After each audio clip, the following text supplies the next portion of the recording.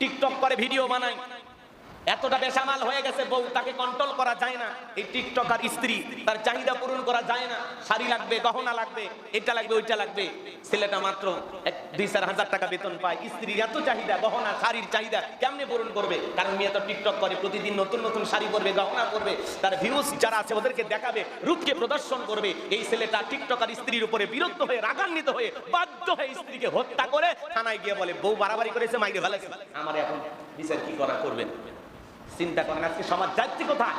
TikToker স্ত্রী অশান্তি সহ্য করতে না পেরে, শাড়ি গহনার চাহিদা পূরণ করতে না পেরে ছেলেটাকে, বউটাকে হত্যা কইরা তারপরে থানায় যাচ্ছে সমর্পণ করলো, আমি আমার স্ত্রীকে হত্যা করেছি, আমার স্ত্রী বাড়াবাড়ি করে, টিকটক করে, ভিডিও করে, নাচানাচি করে, লাফালাফি করে, এটা আমার পছন্দ না। বারবার তারে বুঝাইছি এত শাড়ি দিতে পারবো না, এত গহনা দিতে পারবো না। তার চাহিদা পূরণ করতে করতে মেজাজ আমার এত গরম হয়ে গেছে, পরিশেষে চিন্তা করলাম তোর চাহিদা সারা জীবনের মতো পূরণ করবো, সেই কথা ভেবে বউরে হত্যা করেছি।